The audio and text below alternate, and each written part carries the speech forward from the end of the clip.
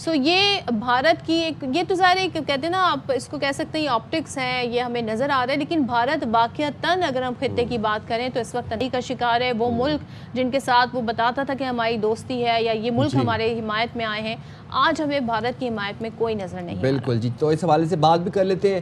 ماہر بین الاقوامی امور ہما بقائی صاحبہ ہمارے ساتھ موجود ہیں. بہت شکریہ ہما بقائی صاحبہ، and good morning to you. Shanghai تعاون تنظیم اجلاس کے مشترکہ اعلامیے میں بھارت پہلگام کا ذکر شامل نہ کر سکا. پھر ہم نے دیکھا کہ راجناتھ سنگھ بوکھلاہٹ کا شکار ہو گئے، سگنیچر کرنے سے گریز کیا انہوں نے. خواجہ آصف صاحب بھی ہم نے دیکھا، ہمارے وزیر دفاع ہیں، انہوں نے اگنور کیا سم وٹ راجناتھ سنگھ کو.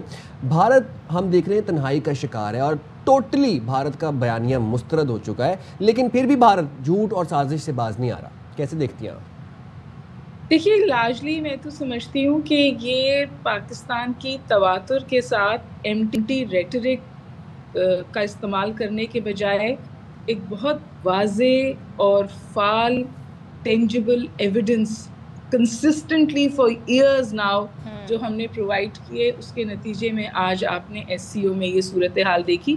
آپ بالکل بجا فرما رہے ہیں، بھارت چیک میٹ ہوا ایس سی او میں، اور اس کی وجہ یہ ہے کہ جنرل عاصم ملک نے جو پریزنٹیشن دی اس میں اتنے فیکٹس تھے جن کو کاؤنٹر نہیں کیا جا سکتا. فار ایگزامپل، کے پی کے اور بلوچستان میں ہی صرف 84 آپریشنز ایسے ہوئے جس میں وہ لوگ پکڑے گئے جو بھارت سے سپورٹ کیا جاتا تھا ان کو.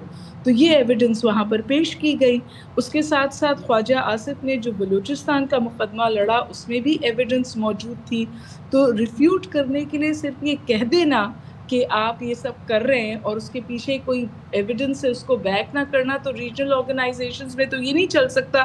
بالخصوص ایس سی او کا سٹرکچر ذہن میں رکھیے.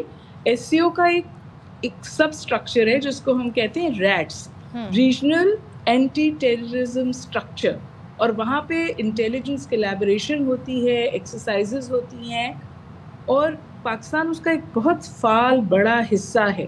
اور گلوبلی بھی لوگوں کو پتا ہے کہ پاکستان اس وقت وہ چوتھا ملک ہے جس میں ٹیررزم اور ملیٹنسی بہت بری طرح جاری ہے، اور وہ واحد ملک ہے جس نے اپنے وسائل سے ٹیررزم کو فائٹ کیا ہے، لیکن اس کے ساتھ ساتھ اپنا جو پورا سمجھے مقدمہ ہے وہ بہت واضح طور پر انٹرنیشنل کمیونٹی کے سامنے رکھا ہے.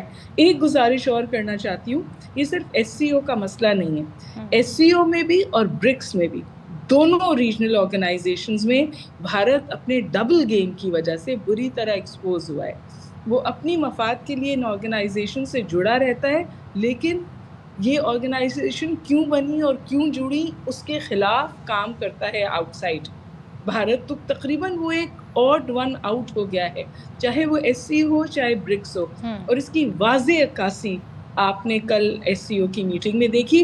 And of course we must give due کہ ہمارے جو دونوں ریپرزینٹیٹیو تھے، نیشنل سیکیورٹی ایڈوائزر بھی اور خواجہ آصف بھی، انہوں نے بہت مثبت طور پر پاکستان کا کیس پیش کیا. تو پہلگام آ نہیں سکتے، اس لیے نہیں کہ انہوں نے کوئی پاکستان کو فیور کی کہ پہلگام نہیں آیا، اس لیے کہ انڈیا کچھ ایسا پیش نہیں کر سکا کہ پہلگام کو اس میں انکلوڈ کیا جائے، اور جعفر ایکسپریس کا ذکر آیا کیونکہ ٹینجبل ایویڈنس موجود تھی.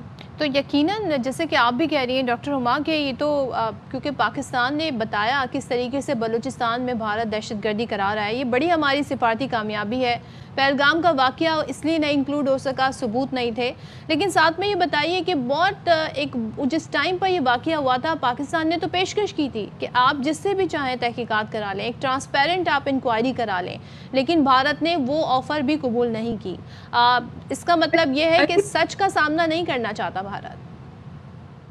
بھارت تواتر کے ساتھ ایک مومنٹم ہے، اس پہ چلنا چاہتا ہے. اس نے ایک مومنٹم بلڈ کیا تھا، پاکستان ٹیرر اسپانسرنگ اسٹیٹ ہے، ٹیرر اسپانسرنگ اسٹیٹ ہے، اور پاکستان نے بہت سائنٹیفکلی، اسٹریٹجیکلی، ایویڈنس کے ساتھ اس کو کئی سالوں سے کاؤنٹر کرنے کی کوشش کی. میں آپ سے گزارش کروں، شرم الشیخ میں بھی پاکستان کا جو موقف تھا وہ منموہن سنگھ نے مان لیا تھا بلوچستان کے حوالے سے کہ بلوچستان میں انڈیا ملوث ہے ٹیررزم میں، کراس بارڈر ٹیررزم میں فرام افغانستان. لیکن جب منموہن سنگھ واپس گئے انڈیا، تو ظاہر ہے کہ ان پر اتنا پریشر پڑا کہ وہ مکر گئے. جو امریکن جنرلز ہیں جنہوں نے افغانستان میں سرو کیا ہے، ان کی جو ٹیسٹیمونیلز ہیں وہ کتابوں میں چھپے ہوئے ہیں، جس میں وہ واضح طور پہ کہتے ہیں کہ بھارت کا ایک منفی کردار ہے افغانستان کی زمین کو پاکستان کے خلاف استعمال کرنے میں.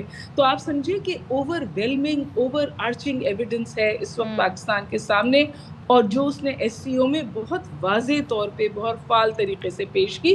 تو اٹ از یہ وکٹری پاکستان کی ہے، اور پاکستان کی اس محنت کی ہے جس سے اس نے انڈیا کے جھوٹ کو کاؤنٹر کیا ہے. کیونکہ ایک زمانے میں انڈیا بالکل ان ہوا تھا انٹرنیشنل کمیونٹی کے ساتھ، اور وہ اپنے کلاؤڈ کو، اپنے ڈپلومیٹک کلاؤڈ کو استعمال کرتا تھا، اور اس کے ساتھ ساتھ اس نے ایک پریپیگینڈا مشین، آپ کو پتہ ہے ڈس انفارمیشن کی ایک پوری مشینری چلائی ہوئی تھی جو یورپ نے ایکسپوز کی، اور وہ اوریجنیٹ کرتی تھی نیو دہلی.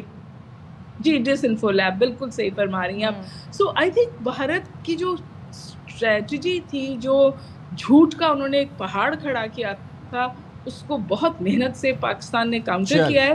اور جیسے کہ ہم کہتے ہیں کہ ہم کوئی نیریٹو بلڈ کر رہے ہیں، ہم ٹرانسپیرنٹلی سچ پیش کر رہے ہیں. بالکل، بہت شکریہ ہما بقائی صاحبہ، آپ نے پروگرام کے لیے وقت ملا.